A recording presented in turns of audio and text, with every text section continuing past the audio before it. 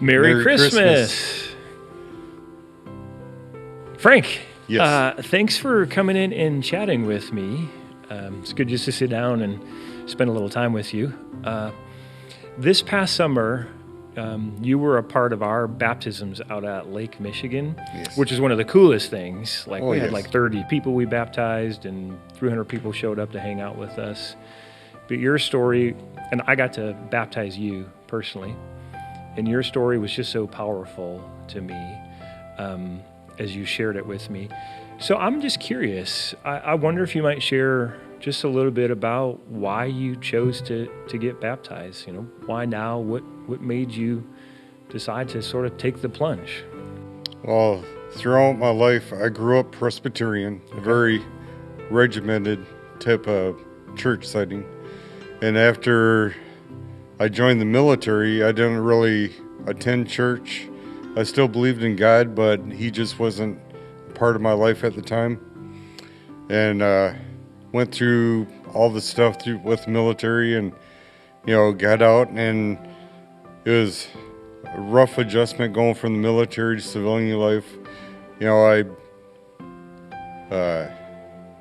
did alcohol a lot, tried to hide my feelings with that, and went through many bad relationships, made bad choices, and I finally met my wife, and she goes to this church. She has for a long, long time. So I started coming to church with her, and I just enjoyed the friendly atmosphere, and that it wasn't a regimented type of church setting.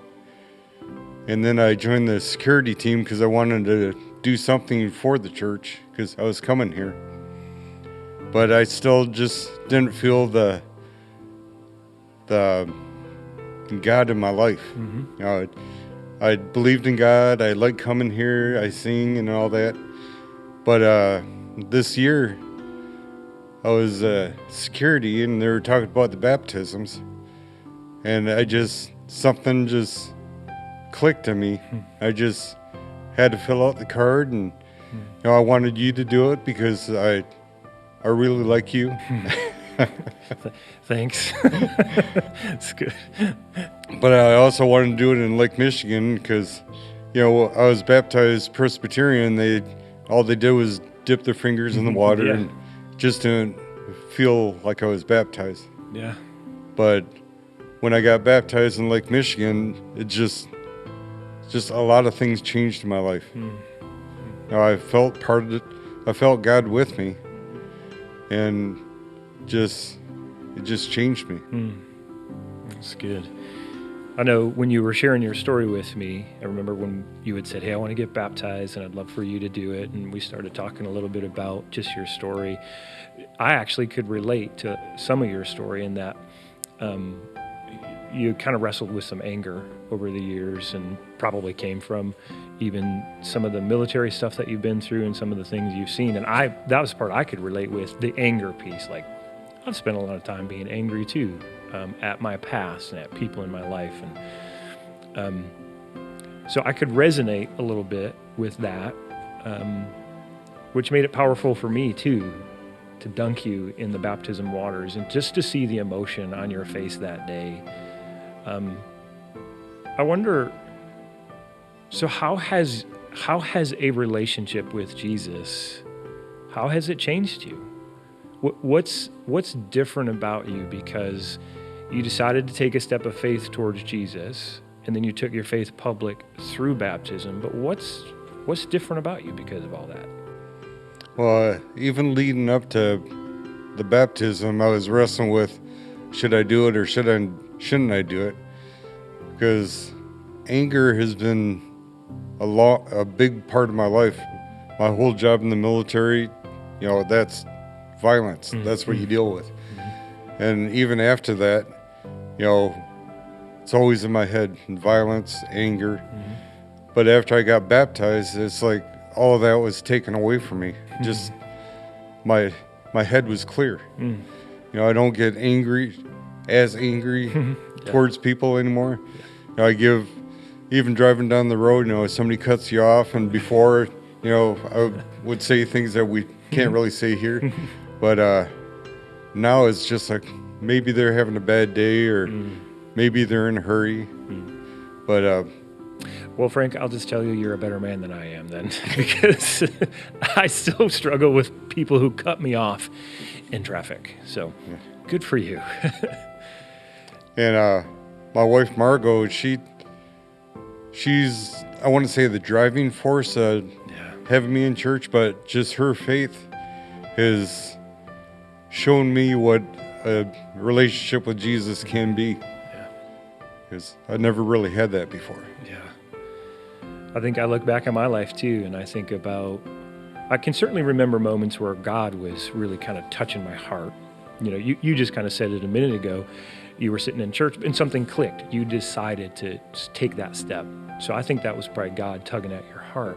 But I can also think of all the people in my life along the way who encouraged me, believed in me, loved me, and helped me move forward in my faith. And you just mentioned your wife. That's just a powerful testimony of how people help us move towards God too. So the day that you were baptized, there were like 30 people baptized that day. And I remember you coming out, Chandler and I were standing out waiting for the people to come out, and you walked out, and I just shared a few thoughts with you, just talked about your verse, 2 Corinthians 5:17. But from your perspective, what was that day like for you? I mean, you get out into Lake Michigan, you're about to be baptized. Just tell us a little bit about what was going on with you in that moment and what that was like for you. Well, we just returned from camping. Okay. And we all rushed out there, and I was so nervous I didn't want to come. You know, I don't know. I just, that many people, you know, doing this public, and but I knew I had to. I wanted not to come, but I knew I had to come because I couldn't not. Yeah. And we walked out in the water, and you started talking with me, and it's just like I had so many thoughts in my head, and after you dunked me, it just cleared. You know, it was pretty cool. Yeah. And I just had so many emotions coming through me, and just had all that just clear out, and it's like I had somebody with me inside me. I get goosebumps as you talk about it. And I even go back to the moment because you were kind of emotional, and it was emotional for a lot of people, but it was just a powerful moment to dunk you in the water and bring you back up. I'm thinking too, you've mentioned your wife a couple of times, just how important of a role she has played in this for you. So what does your wife think about all this? How has she, I mean, she was a big encourager for you, so you took that leap of faith, and what does she think about all this? I'm speaking for her, but she thinks I'm changed a lot since then. Yeah. Just my faith has grown stronger, and I just view things different now. Yeah. But she's always been at my side. You know, we've waited a long time to find each other. You know, I've made a lot of wrong turns in the past. And she's made some herself, but I've made some really bad turns. So now I finally listened to God and Jesus, and you know, we found each other, and we're happy now. That's so awesome. That's so good. So as we move towards a brand new year, what is your hope for the new year, upcoming 2024? Well, my hope for the new year is to take care of some baggage I've had in my past. Yeah. And I'm already working towards that. And, you know, my youngest boy will graduate next year. He's a senior now. So we might be empty nesters. We never know. So that's something to look forward to. It is, actually. Yeah. My wife and I are empty nesters, and it's fun. So sometimes we don't know what to do, but because we raised 6 kids. But I have 5. That's awesome. Well, I just want to say thanks for sharing your story. for being willing to sit down here and chat with us and sharing your heart and sharing what Jesus has done in you. And I have no doubt that in the same way Jesus has done these things in you, he wants to do things through you too. So thanks so much for chatting with us. No, thank you. Yeah. Merry Christmas.